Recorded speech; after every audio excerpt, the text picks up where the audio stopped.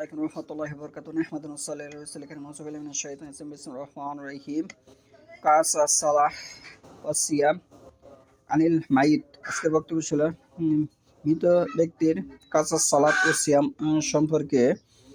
হযরত আব্দুল্লাহ বিন উমর রাদিয়াল্লাহু আনহু বলেন, একজনের সিয়াম ও সালাত অন্যজনে করতে পারে না। একজনের সিয়াম ও সালাত অন্যজনে করতে পারে না। এই দলিলটি হচ্ছে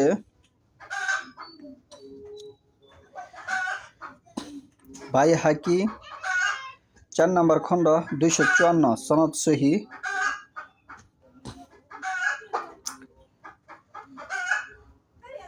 কারণ এগুলি দৈহিক ইবাদত যা নিজেকেই করতে হয়।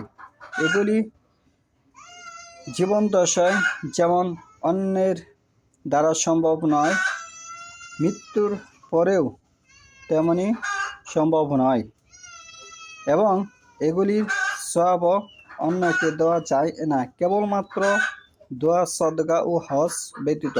কেবলমাত্র দোয়া সদকা ও হজ ব্যতীত। এই দলিলটি নিবেন আপনি আবু দাউদের 2833। কেবলমাত্র দোয়া, যেমন রব্বির হামহুমা কামা রব্বায়ানি সাগীরা দোয়া, যেমন মায়েদের জন্য খালিস দোয়া আছে, আল্লাহুম্মা ইগফিরলি হাইয়িনা ওয়া মাইয়িতিনা শাহিদিনা গায়বিনা সাগিরিনা কাবিরিনা সাকিরিনা উনসান আল্লাহুম্মা মান আহইয়াতাহু মিন্না ফাহইহি আলাল ইসলাম ওয়া মান তাওফাতাহু মিন্না ফাতাহু আলাল ঈমান আল্লাহুম্মা লা তাহরিমনা আজরুহু ওয়া লা তাফতিনা বাদাহু। এগুলো মায়েদের জন্য খাস করে দোয়া। কবর দেওয়ার পরে দোয়া আল্লাহুম্মা ইগফিরলাহু সাব্বিতহু, আল্লাহ তুমি মৃতকে ক্ষমা করো, তাকে দীর্ঘ রাখো। কবরকে সম্মান প্রদর্শনের জন্য মুমিন ব্যক্তির জন্য কবরের দোয়া এভাবে বলতে পারেন, আসসালামু আলাইকুম আহলাদ্দা ইয়ারি মিনাল মুমিনিন মুসলিমিনা ওয়া ইন্না নিশালা বিকুম লাহিকুন নাসাল্লাহু আলাইহি ওয়া আফিয়া। হে কবরবাসী মুমিন ও মুসলমান, তোমাদের প্রতি সালাম ও শান্তি বর্ষিত হোক, আমরা তোমাদের সাথে মিলিত হব ইনশাআল্লাহ। বলতে পারেন এভাবে, কোনো সমস্যা নেই। সাদাকা, যেমন যে ব্যক্তি, যেমন আমার জীবন দশায় আমি জীবিত থাকা অবস্থায় যদি আমি কোনো কিছু সদকা জারিয়া করে চাই, সেটি আমি মৃত্যুর পরে পাবো, এটি করা যাবে। যেমন হজ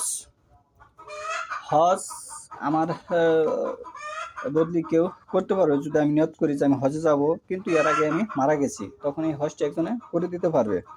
এবং আমার পিতার জন্য আমি কোনো সদকা দান করতে পারবো, এতে কোনো সমস্যা নেই। এই হচ্ছে মৃত ব্যক্তির যে নিয়মটি। এই 3টি নিয়ম আপনি পালন করতে পারবেন: 1 দোয়া, 2 সদকা, 3 হজ।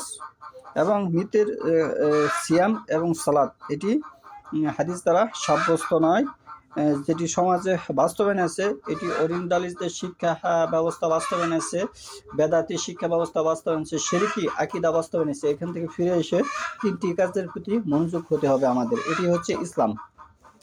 ইসলাম অনেক কঠিন বিষয় নয়, ইসলাম আবার অনেক সহজ বিষয় নয়। ইসলাম বাড়ানো যাবে না, কমানো যাবে না, এর নাম হচ্ছে ইসলাম। ইসলাম পরিপূর্ণ করে গেছেন রাসূলুল্লাহ সাল্লাল্লাহু আলাইহি ওয়াসাল্লাম, এটি বিশ্বাস করতে হবে। সূরা মাইদা 3 নম্বর আয়াত।